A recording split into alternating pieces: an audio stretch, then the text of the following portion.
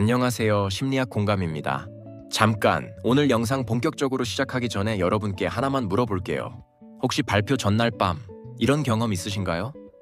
몸은 피곤해서 죽겠는데 눈은 말똥말똥하고 잠든 척 눈을 감고 있으면서도 내일 할 첫 인사를 머릿속으로 수십 번씩 시뮬레이션 돌려본 적 있으시죠? 그러다 새벽 2시쯤 되면 심장이 쿵쾅거리기 시작합니다. 아, 그냥 내일 아침에 독감 걸렸다고 할까? 가는 길에 가벼운 접촉 사고라도 나면 합법적으로 쉴 수 있지 않을까? 이런 조금은 극단적인 상상까지 해보셨다면 오늘 영상 꼭 끝까지 봐주세요. 지금 여러분의 마음을 가장 편안하게 만들어줄 딱 필요한 이야기를 드릴게요. 더 신기하고 괴로운 건 사실 발표가 끝난 다음이에요. 성공적으로 끝났든 조금 아쉬웠든 그건 중요하지 않아요. 며칠 동안 그 발표 장면이 내 머릿속에서 아주 느린 슬로우 모션으로 계속 재생되거든요. 샤워를 하다가도 거기서 왜 그 단어를 썼지? 밥을 먹다가도 그때 맨 앞줄에 앉은 사람 표정이 왜 그렇게 굳어 있었지? 하면서요. 뇌가 알아서 가장 수치스러운 편집본을 만들어서 내 의지와는 상관없이 24시간 내내 반복 상영을 해버리는 거죠. 근데 여러분 있잖아요. 지금부터 제 눈을 보고 잘 들어주세요. 이거 절대 여러분 잘못이 아니에요. 여러분의 멘탈이 남들보다 유독 약하거나 깡이 부족해서가 아닙니다. 오히려 그 반대예요. 여러분의 뇌가 너무나 건강하고 너무나 성실하게 일하고 있다는 증거입니다. 우리 처음 운전대 잡았던 날을 한번 떠올려 볼까요? 도로에 처음 나갔을 때 맞은편에서 커다란 트럭이 스쳐 지나가기만 해도 심장이 철렁 내려앉죠. 차가 방지턱에 살짝만 덜컹거려도 나도 모르게 핸들을 부서져라 꽉 쥐게 되고요. 옆에서 보면 명백한 과잉 반응처럼 보입니다. 하지만 이건 운전 센스나 실력의 문제가 아니에요. 아직 우리의 뇌가 이 도로라는 환경을 안전하다고 데이터베이스에 등록하지 못했기 때문이에요. 그런데 한 달, 두 달 출퇴근길을 계속 운전하다 보면 어떻게 되나요? 어느 순간부터는 한 손으로 핸들을 잡고 노래를 흥얼거리면서 그 무서웠던 도로를 그냥 쓱 지나갑니다. 몸에 잔뜩 들어가 있던 힘이 자연스럽게 빠지고 과도한 반응이 잦아들기 시작하죠. 발표할 때 느끼는 극도의 긴장감도 정확히 이것과 똑같은 원리입니다. 진화 심리학적으로 보면 우리 뇌는 수십만 년 동안 여러 사람 앞에 홀로 서서 평가받는 상황을 아주 치명적인 위험 신호로 학습해왔어요. 원시시대에 무리로부터 안 좋은 평가를 받고 쫓겨난다는 건 곧 맹수에게 잡아먹히는 죽음을 의미했으니까요. 그래서 발표처럼 수많은 눈동자가 나를 향해 꽂히는 자리에 서면 우리 뇌 속의 편도체라는 비상벨이 삐용삐용 하고 자동으로 울려버리는 겁니다. 위험해 도망쳐 하고요.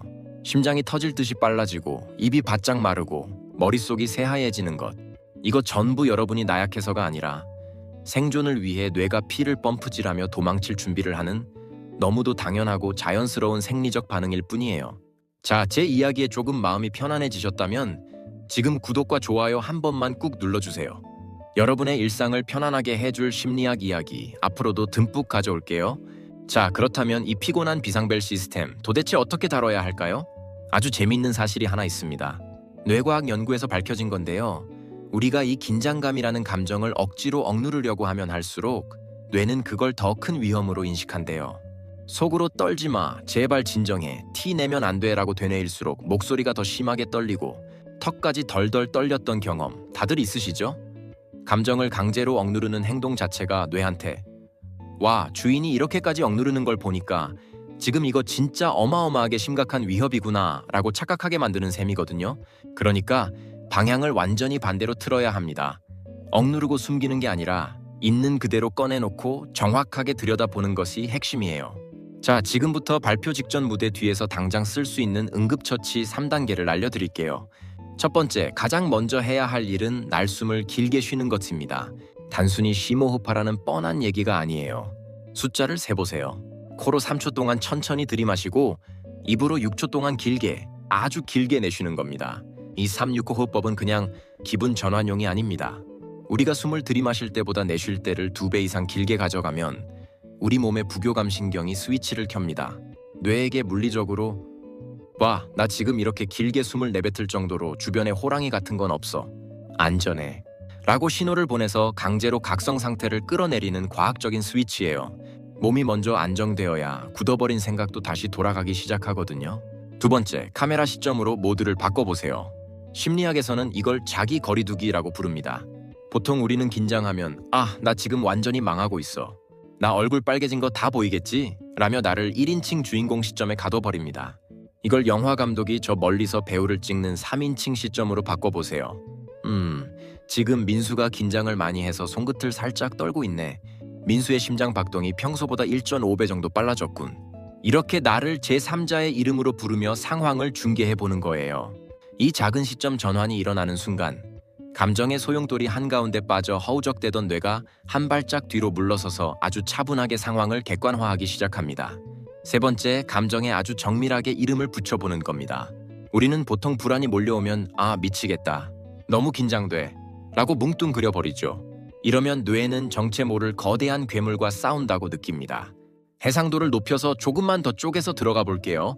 지금 이 두근거리는 느낌이 직장 상사에게 일 못하는 사람으로 찍힐까봐 두려운 마음인지, 아니면 준비를 충분히 못한 내 게으름이 들킬까봐 찔려서 부끄러운 마음인지, 그것도 아니면 단지 수십 명의 시선이 집중되는 상황 자체가 낯설고 불편한 것인지, 막연하고 거대했던 감정 덩어리에 정확하고 구체적인 이름을표를 딱 붙여주는 순간 우리 뇌의 이성적인 영역이 깨어나면서 그 신호를 위협이 아닌 정보로 처리하기 시작합니다. 놀랍게도 이름표를 붙이는 것만으로도 두려움의 크기는 절반으로 줄어들어요. 지금까지 말씀드린 세 가지는 발표 당일에 쓰는 아주 강력한 응급처치법이었습니다. 하지만 만약 여러분이 더 근본적으로 이 문제를 해결하고 싶다면 결국 뇌가 발표 죽음의 위협이라고 분류해 놓은 그 낡은 기준선 자체를 서서히 낮춰주는 훈련이 필요합니다. 방법은 생각보다 훨씬 단순해요. 자꾸 안전한 노출을 일상에서 반복하는 겁니다. 오늘 퇴근하고 집에 가서 혼자 핸드폰을 켜고 내일 할 발표의 핵심만 딱 30초짜리 음성으로 녹음해보세요. 내 목소리를 다시 들으면 손발이 오그라들고 창피할 겁니다. 그래도 꾹 참고 끝까지 들어보세요. 괜찮습니다.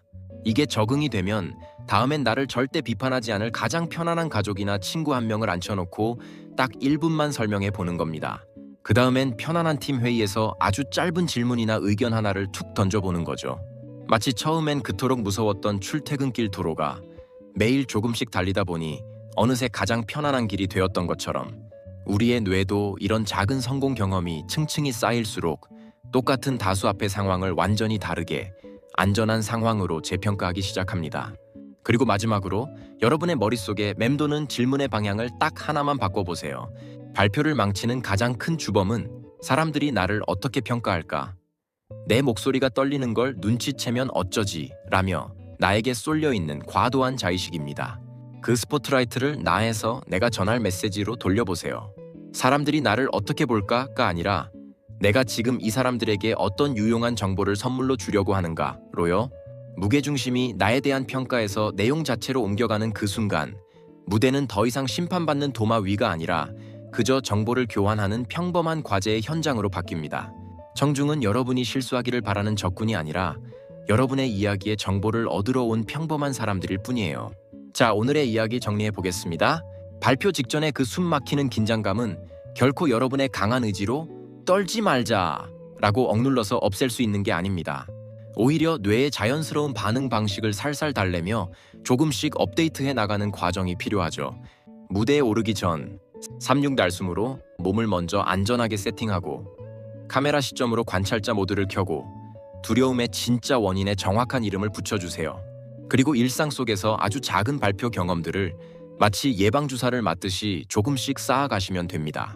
기억하세요. 여러분의 뇌는 고장난 게 아닙니다. 새로운 시대에 맞는 아주 조금의 업데이트가 필요했을 뿐이에요. 오늘부터는 발표 전날 밤 스스로를 자책하며 괴로워하는 대신 내 뇌가 내일 나를 지키려고 리허설을 세게 돌리고 있구나 하고 편안하게 눈을 감으시길 바랍니다. 오늘 제 이야기가 여러분의 마음을 조금이라도 편안하게 해주었다면 구독과 좋아요 꼭 부탁드립니다. 여러분에게 힘이 되는 따뜻한 심리학 이야기 더 많이 꾹꾹 눌러 담아 올게요. 그리고 댓글로도 편하게 이야기 나눠주세요. 여러분은 발표나 중요한 면접을 앞두고 무대 뒤에서 가장 많이 드는 생각이 무엇인가요? 솔직한 마음을 한 문장으로 툭 남겨주시면 다음 영상 주제를 준비할 때 꼭 참고하겠습니다. 지금까지 심리학 공감이었습니다. 다음 영상에서 또 다정하게 만나요.